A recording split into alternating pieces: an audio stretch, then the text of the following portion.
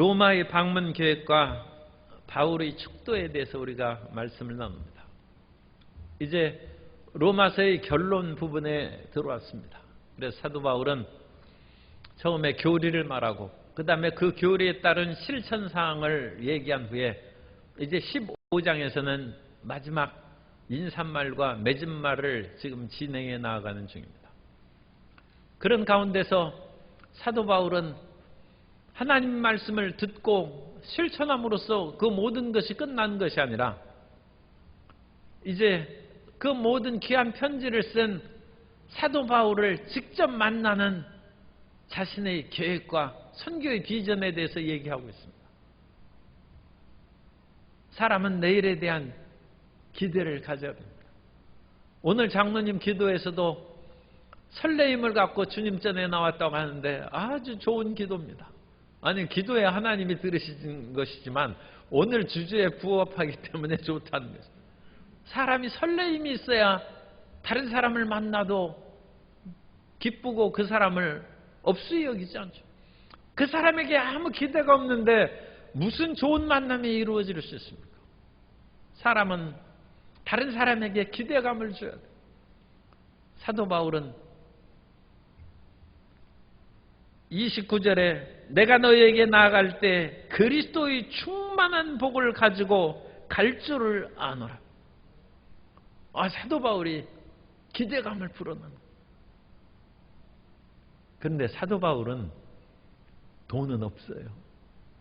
사도 바울이 지금 천막 만들어서 생활하고 그 선교비 충당하는데 무슨 돈이 있습니까? 그런데 내가 충만한 복을 가지고 간다는 거예요. 이 충만한 복은 이따 말씀드리겠습니다만 결국 말씀 증거하는 거예요. 하나님의 말씀의 복을 이제 가지고 간다는 그 얘기입니다. 주의 종이 하나님 말씀 잘 전해야지 주의 종이 선물만 잔뜩 들고 가서 그건 일반 사람들이 하는 것이지 무슨 의미가 있겠습니까? 하나님 말씀이 가장 귀한 선물이요. 그 하나님의 말씀을 듣는 기대감으로 로마 교인들을 채워주는 것입니다. 우리는 이와 같이 위대한 꿈과 그 비전을 가지고 내일을 설계하며 살아야 됩니다. 하나님께서 이 천지와 만물을 창조하실 때 온 세상에 아무것도 없어요. 하나님이 천지를 창조하시기 전에는 아무것도 없어요. 오직 삼위일체 하나님만 계신데 하나님께서 그 모든 것을 마음에 계획하시고 기대하셨다. 하나님이 계획하신 것을 신학적으로는 작정이라고 합니다. 하나님께서 그 작정 가운데 우리 모든 사람들을 마음속에 그려보고 구원할 자를 계획하셨다는 것입니다. 그래서 성경에 창세전에 우리를 선택했다고 그랬어요. 아니, 우리가 천지와 만물이 지어지지도 않았는데 인간이 어찌 있겠습니까? 그런데 창세전에 이 모든 천지와 만물이 만들어지기 전에 우리를 이미 택정했다. 하나님이 마음속에 그려보고 작정하시고 광주 순복음교회 모든 성도님들을 기대하셨다는 거예요. 미리 마음속에 그려보시고 바라본 대로 하나님은 된 거예요. 그러므로 하나님은 전지전능하신 분이죠. 그럼 하나님께서 그 뜻대로 지금 알파와 오메가신 하나님이 이끌어 가시는 것입니다. 이런 하나님의 작정의 모든 방법대로 우리도 그렇게 살아가야 됩니다. 이제 나는 꿈도 없고 기대감도 없어. 젊을 때야 처녀 총각 때야 사람 만나서 아름다운 가정을 이룩할 기대도 가질 수 있는데 이미 결혼도 했겠다. 또 자식들도 이미 다 키워가지고 시집장가 다 보내고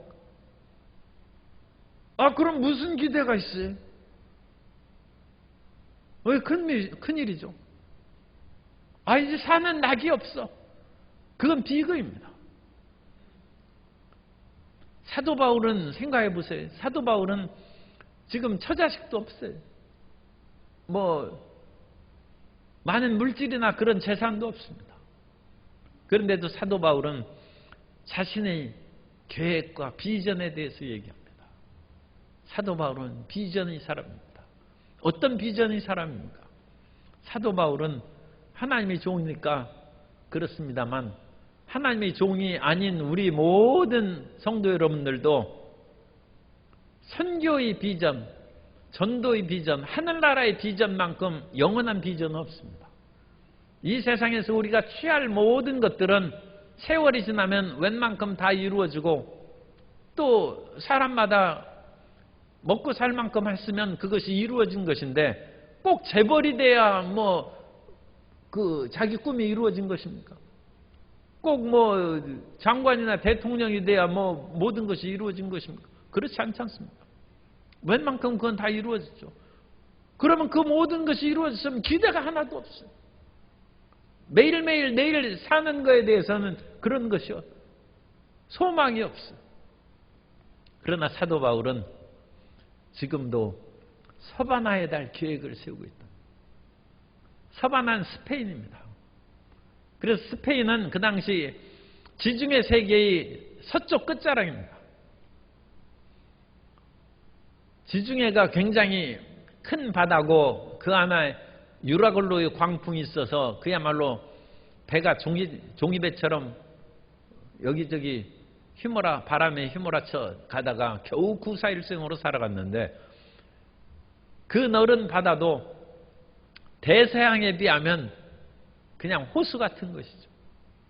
그래서 사람들은 지중해 그 모든 것으로 그 당시 세계관을 가지고 있었고 그것이 천몇백 년이 가도록 그 안에서 그냥 모여 살고 조금 더 나아가서 대서양의 연안 그런 쪽에만 사람들이 배를 타고 왔다 갔다 했지 그 대서양에서 더 나아가면 대서양의 바다가 낭떠러지로 이제 떨어져서 그 거대한 물이 떨어졌다가 다시 그게 솟아오른다는 그런 세계관을 가지고 있었어요. 그러므로 사도 바울이 서바나까지 간다는 것은 그 당시 세상 끝까지 복음을 증거한다는 것입니다. 그런데 15세기에 콜럼버스는 천문학과 지리학을 공부했어요. 그 당시 구텐베르크가 인쇄술을 발견해서 책이 보급되기 시작했어요. 그래서 콜럼버스는 뱃사람입니다. 그런데도 불구하고 이 선원인데 공부를 많이 했어요. 그래서 자기가 이 대서양으로 끝까지 나아가면 낭떠러지에 떨어져 죽는 것이 아니라 인도에 도착할 것으로 그와 같이 생각을 했어요. 끝까지 돌면 지구의 반대편으로 간다는 그런 생각을 하고 항해를 시작합니다. 어쨌든 15세기에 콜럼버스가 그와 같은 비전을 갖고 도전함으로 말미암아 지구가 둥글다는 것이 입증되고 새로운 그런 세계관이 사람들에게 이제 심어지기 시작했습니다만 사도 바울 때까지만 해도 서바나가 끝이었어요. 그 세상 끝까지 사도 바울은 복음을 증거한다는 그런 꿈과 비전을 가집니다. 그것은 오늘 우리에게 적용하면 우리는 이 지구 끝까지 모든 사람들이 예수 그리스도를 믿을 수 있도록 선교의 꿈을 갖고 전도의 꿈을 갖고 또 우리의 가장 힘들고 어려운 삶이 사람들이 전도 대상자들이 우리 삶의 끝입니다. 그 사람들에게 내가 가장 꺼려하고 또는 싫어하고 미워하는 마지막 사람에게 복음을 전할 때까지 우리는 선교의 꿈과 기대를 가져야 될 줄로 믿습니다. 낯선 사람들에게 복음을 증거하는 그런 것은 오히려 쉬워요. 그런데 자기에게 있어서 도저히 저 사람은 불가능하다. 그리고 도저히 저 사람은 내가 전도하지 않고 다른 사람이 복음을 전하고 구원받을 수 있을 사람이라면 다른 사람을 통해서 복음이 전해지기를 원하는 그 사람이 땅끝입니다. 그 사람이 전도의 끝입니다. 그 사람까지 우리가 사랑이 풍성해지고 선교의 열정이 넘쳐나서 전도할 때까지 우리는 기대감을 버리면 사도 바울이 서바나까지 간다는 것은 그 당시 땅끝까지 가서 복음을 증거하는 그 위대한 비전을 가진 것입니다. 사람마다 다양한 비전을 갖고 살아가요. 황진애는 사랑하는 사람이 있어도 자기 신분이 기생이기 때문에 그 사랑하는 사람하고 결혼할 수 없어요. 그러니까 황진애는 꿈속에서라도 그 사람을 만나기 위해서 그 지은 그 시가 있지 않습니까? 꿈길밖에 길이 없어 꿈속에 길을 가니 내님도 나를 찾아 길을 떠나셨네. 그래가지고 길이 엇간나서 꿈속에서도 못 만났어요. 얼마나 비극적이고 슬픈지 그야말로 사춘기 때 읽으면 마음이 무너지는 것이에요. 마음이 무너져. 세상에 이런 비극이 어딨나. 그러나 그것은 참 마음은 안타깝지만 인간적인 사랑이고 육신의 사랑입니다. 로마서 8장 5절 이하에 보면 육신을 따르는 자는 육신의 일을, 영을 따르는 자는 영의 일을 생각하나니 육신의 생각은 사망이요 영의 생각은 생명과 평안이라. 육신이 허무한 것은 이 육신이 흙에서 나왔기 때문입니다. 그것을 분명히 기억하시기 바랍니다. 사람이 흙으로 돌아간다는 것을 허무하다고 생각하는데 원래 이 땅의 그 모든 티끌로 날아가는 그 티끌에서 사람이 만들어졌어요. 그래서 우리는 티끌이 히브리어로 아파르입니다. 아파르에서 나와서 아파르로 돌아가는 것입니다. 그래서 Dust in the Wind라는 그 팝송도 있어요. 바람에 그냥 티끌처럼 날아가는 것이 허무한 인생입니다. 그런데 그 육신의 일을 아무리 해야 티끌 속에 만들어졌는데 무슨 소망이 있어요. 그러니까 결국은 육신의 일은 사망인 것이죠. 그러면 우리는 거기에서 심기일전 마음을 돌이켜서 영의 일을 생각하는 사람으로 바뀌어져야 되는데 사람이 육체가 있으니까 이 육체의 일을 떨쳐버리기가 어려운 것이죠. 그래서 아브라함의 조카 롯도 아브라함과 헤어지면서 소돔과 고모라를 보니까 소돔과 고모라는 환락의 도시 아닙니까? 그런데 그것이 어찌나 살기가 좋아 보이는지 소돔과 고모라가 있던 요단들이 에덴 동산 같았다. 그래서 그곳으로 내려가서 결국 패가 망신합니다. 겨우 그 자신과 두 딸의 목숨밖에 건지지 못하고 모든 것을 상실해버렸어요.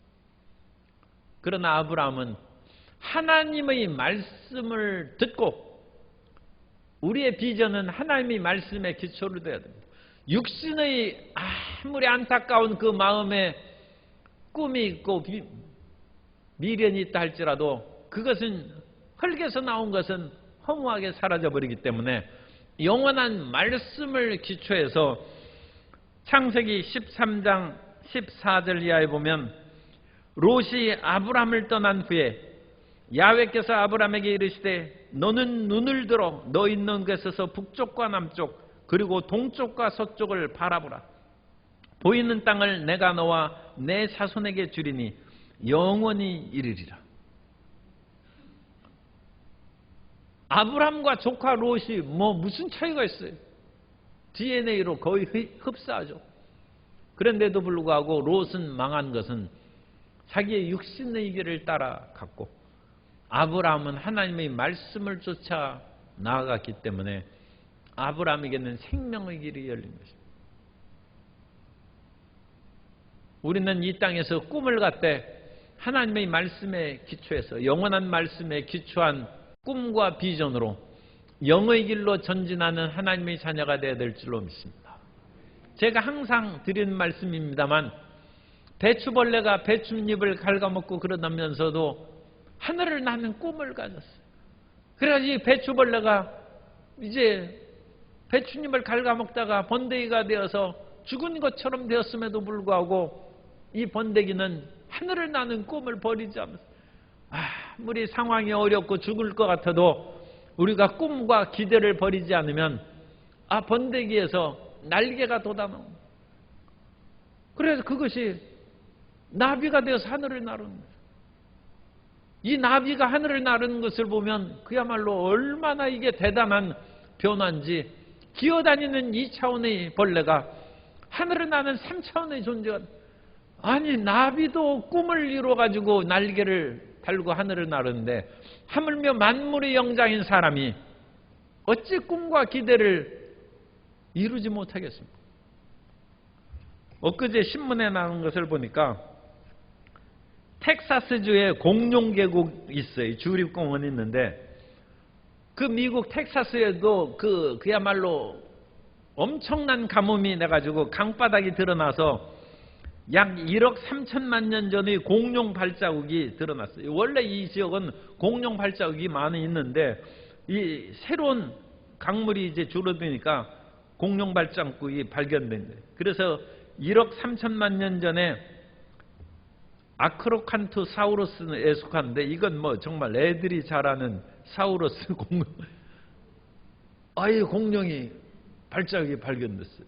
그래서 이 아크로칸토사우루스 공룡은 키가 약 4.5m 정도 되고 무게가 한 7톤 정도 되는 공룡이에요. 7톤 트럭을 생각합니다. 그런데 이 공룡도 이 옛날 공룡 시대는 작은 공룡이에요. 이 텍사스주에 있는 가장 큰 그 공룡은 그 사우로포세이돈이라는 공룡인데 키가 60피트예요. 그러니까 키가 18m예요. 키가 18m고 몸무게가 44톤이에요. 이런 공룡이 있다는 것이 정말 믿어지지가 않죠. 그런데 그 발자국 18m에다가 몸무게가 44톤이에요. 그러니까 얼마나 많이 먹어야 되고 이게 참 이 세상 사는 것이 힘들겠어요. 그래가지고 이 공룡이 이 무거운 몸을 이 땅에서 끌고 다니는 것이 너무 힘드니까 하늘을 날고 싶다 해가지고 공룡이 꿈을 꿔가지고 오늘날 공룡은 사라졌지만 공룡의 그런 발자취가 그대로 골격 구조를 가진 것이 새입니다. 새. 새로 변했다는 거예요. 그래서 물론 진화학자들이 그런 주장입니다만 그 골격 구조가 크고 작은 것은 차이가 있지만 똑같다는 거예요. 몸무게가 무겁고 우리 성도님들은 그런 분은 없는데 어쨌든 몸무게가 너무 무거워가지고 걸어다니기가 힘들면 나르는 꿈을 가셨어요. 그래서 날렵하게 날아요. 아니 공룡도 새가 되는 판이고 배추벌레도 나비가 되어 날아가는 판인데 왜 우리가 못하겠어요? 사람은 꿈을 꿔요. 내일에 대한 기대와 꿈을 저버리지 않냐고. 이 꿈은 주님 날아갈 때까지 끝까지 우리가 꿈을 갖고 전진해 나가야 될 줄로 믿습니다.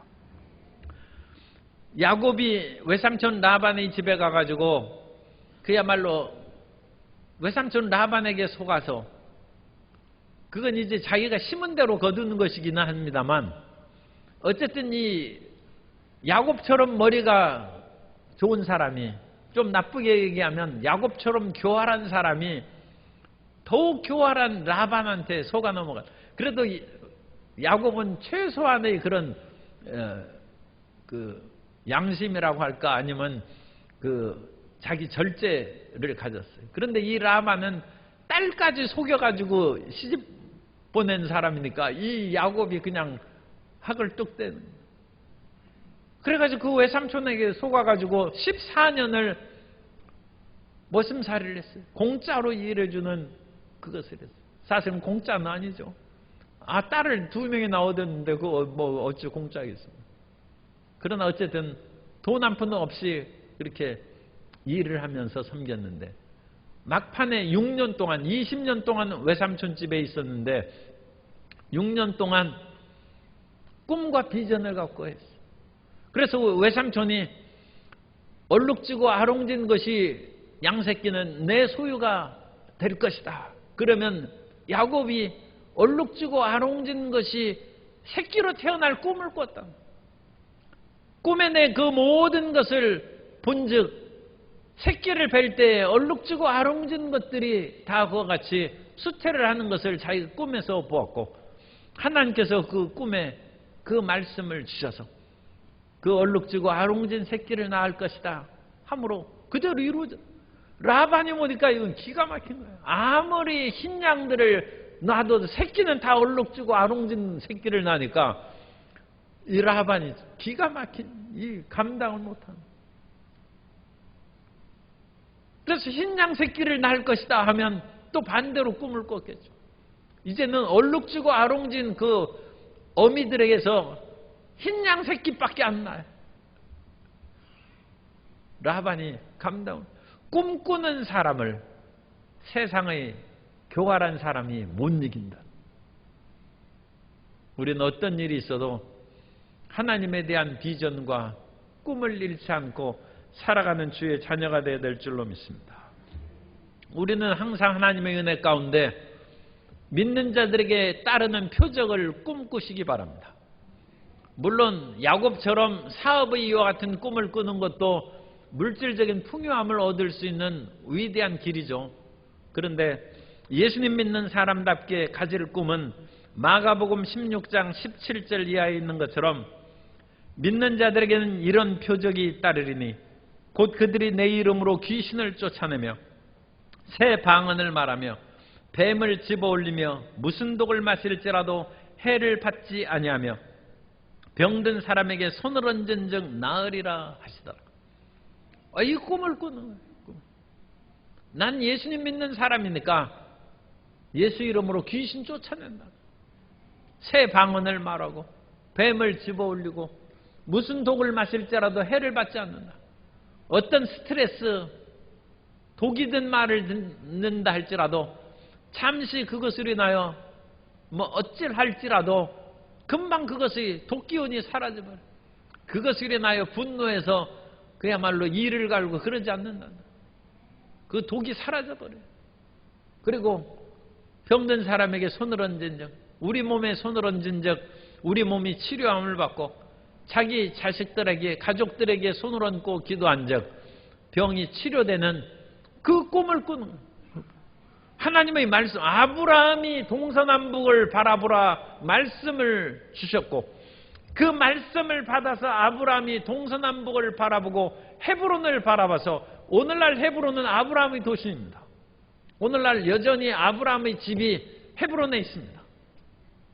4,000년 지났어요. 4,000년. 하나님의 말씀으로 꿈꾼 그곳이 오늘날 아브라함의 집에 있어요. 오늘날 왕궁터가 어디 있고 그 모든 것이 폐허가 되고 옛날 그 부잣집의 그런 모든 것들이 다 사라져버린 이 세상에 그 4,000년의 세월이 지나가면서 아브라함의 그런 집이 남아있어요. 그 터가 물론 옛날 집이 고스란히 남아있는 그런 것은 아닙니다. 그건 아닙니다만 어쨌든 그곳을 아브라함의 집으로 일컬음을 받는다.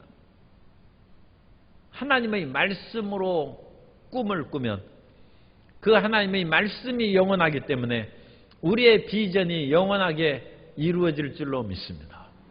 그 말씀으로 그 꿈을 꾸라는 것입니다. 뿐만 아니라 고린도전서 15장 51절 이하에 보면 보라 내가 너희에게 비밀을 말하노니 우리가 다 잠잘 것이 아니오 마지막 나팔에 순식간에 호련히 다 변화되리니 나팔 소리가 나매 죽은 자들이 썩지 아니할 것으로 다시 살아나고 우리도 변화되리라. 이 썩을 것이 반드시 썩지 아니할 것을 입겠고 이 죽을 것이 죽지 아니함을 입으리로다. 사람의 몸이 참 슬픈 얘기입니다만 죽어서 이제 납골당에 묻히면 얼마나 그걸 보면 허무하고 기가 막힙니까? 그런데 그것에서 다시 살아낸다니까요. 다시. 이 썩을 것이 썩지 아니함을 입는 그 날이 옵니다. 우리는 그리스도 예수 안에서 부활할 것입니다. 이 부활의 영원한 기대와 꿈을 갖는. 그러므로 아무리 나이가 들고 몸이 마음이 쇠약해지고 모든 것이 낡아진지라도 이 영원한 부활의 꿈을 가지고 이 몸이 낡아지면 이곳에서 그야말로 영원한 불사의 몸으로 태어난 것처럼 부활의 영광을 내가 덧입게 될 것이다.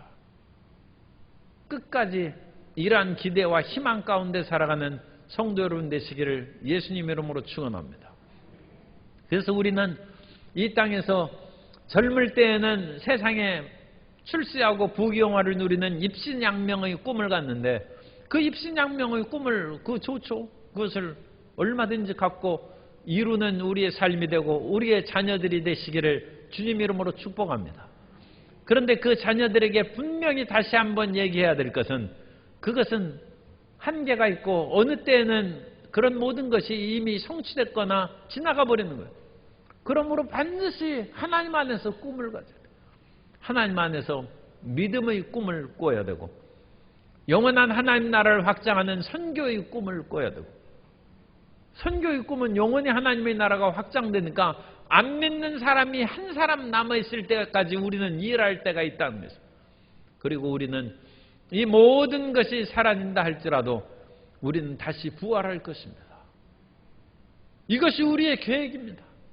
우리 일생의 계획입니다. 원대한 계획과 비전으로 전진해 나아가시기를 바랍니다.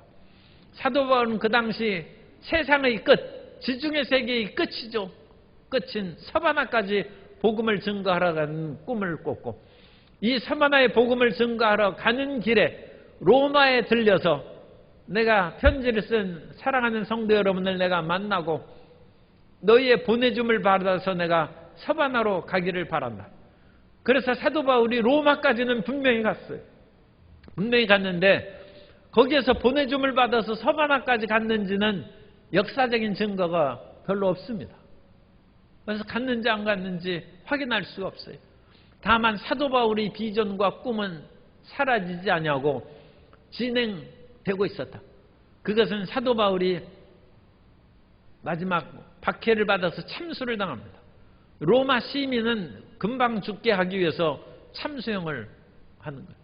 십자가에 달리는 형은 그 죽음의 고통이 오래 걸리기 때문에 그것은 이방인들에게 하는 그런 그 사형 방법이고 로마 시민들은 금방 빨리 죽으라고 이제 참수형을 하는데 사도 바울이 기둥 위에 놓고 목을 쳤을 때 그 목이 3번 튀었다는 거예요.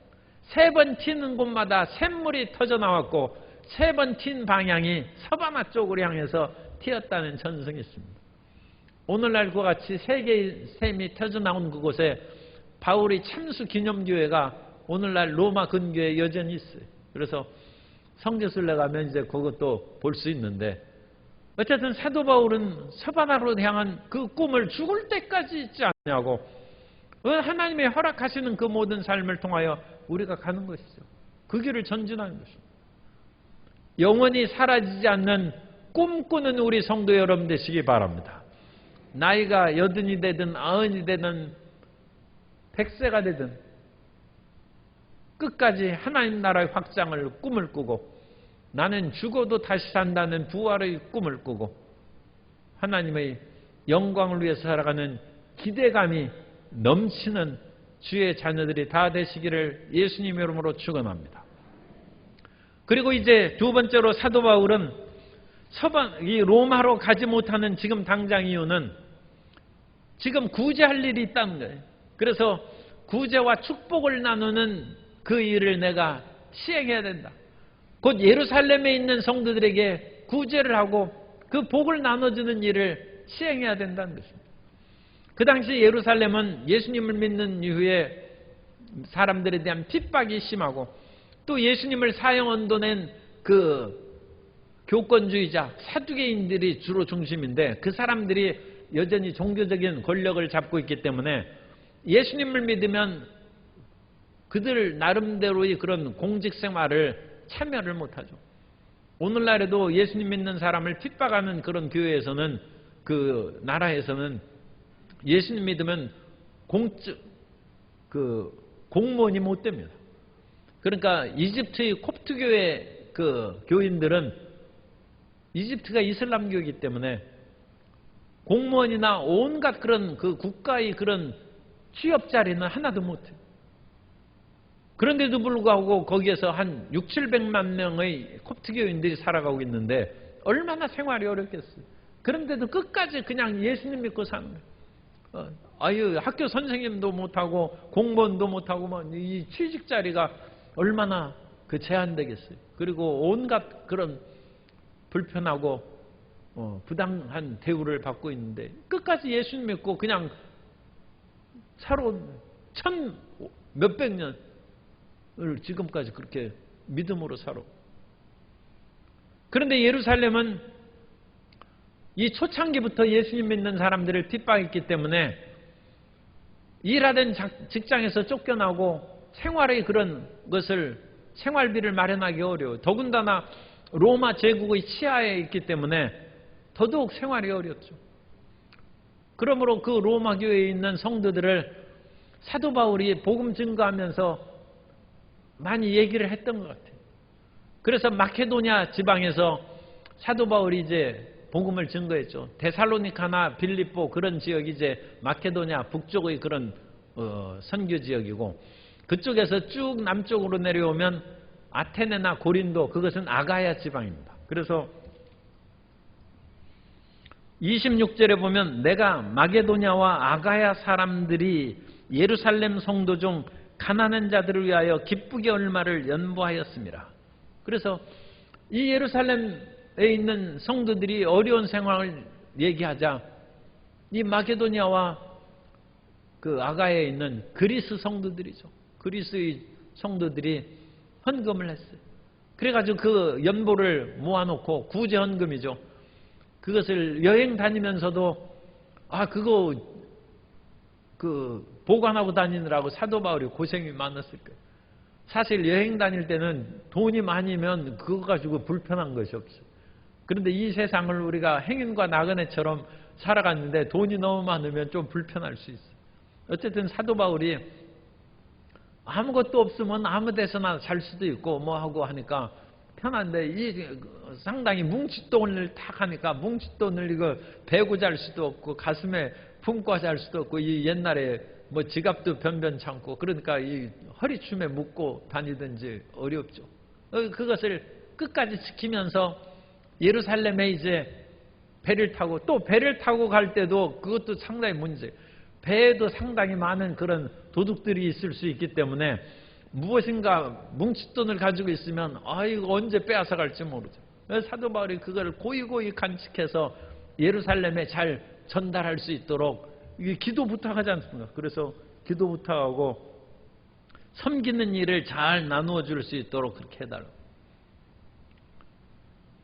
제가 동경순복음교회에 있을 때 어떤 성도님 집을 신방했는데 보니까 이게 집안 꼴이 말이 안 해.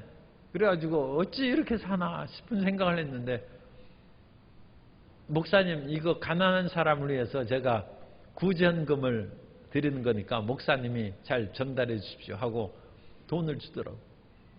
그런데 50만 행에 그 500만 원이 옛날에는 환율이 더 셌어요. 오늘날에는 엔화가 500만 원이 넘는 돈을 지금 자기 먹을 것도 없어가지고 지금 5,000행이라도 줘야 될 판인데 50만 행을 그렇게 딱 모아가지고 준 거예요. 그래 참 감동이 돼서 어쨌든 기도하고 그걸 받았는데, 그걸 이제 제가 다른 돈도 있고 뭐 그러니까 서울 올 때 100만 행이 넘는 거예요. 그리고 100만 행이 넘으면 그게 1000만 원이 넘는 거예요. 그러니까 그걸 또 신고를 해야 돼. 그러니까 이 100만 행이 안 넘도록 마음을 졸이면서 어쨌든 그렇게 왔어요. 그것을 또 사랑과 행복 나눔에 전달하려니까 얼마나 일이 많은지 그렇게 해가지고 무사히 전달했어요. 그리고 마음의 안도의 숨이 쉬어지더라.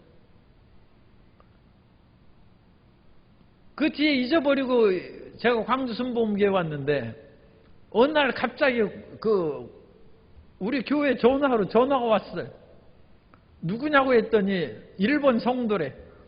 옛날에 내가 50만 행 했는데 기억하느냐? 내 그거 어찌 그걸 잊어버려? 그거 잘 전달했는지 묻더라고. 그래서 염려 마시라고. 그래서 사랑과 행복 나눔을 통하여 가난한 사람에게 그와 같이 전달을 했다.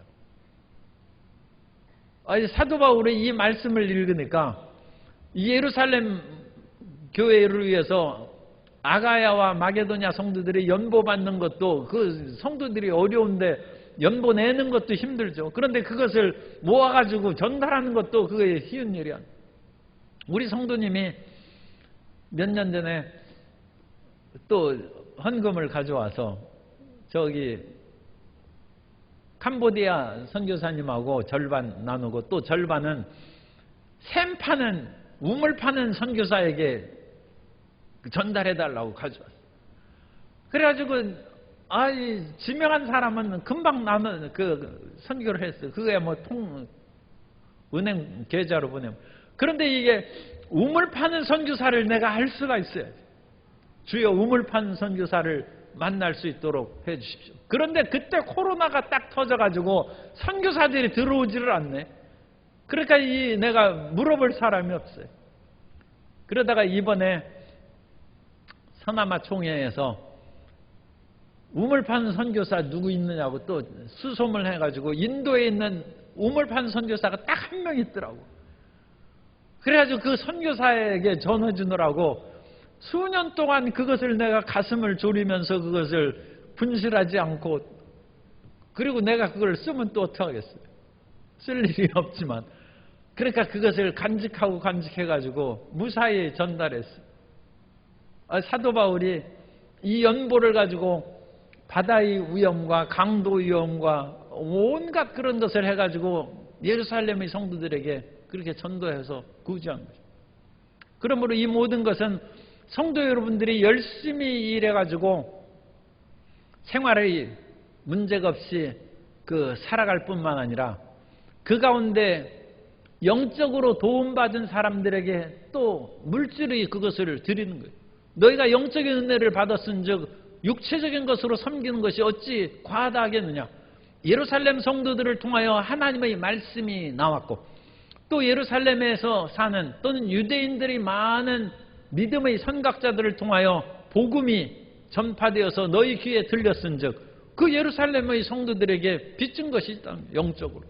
그러므로 너희가 평안한 마게도냐와 아가야 성도들은 그 사람들에게 어려운 예루살렘 성도를 위하여 물질로 섬기는 것을 마땅히 수행해야 될 것이다.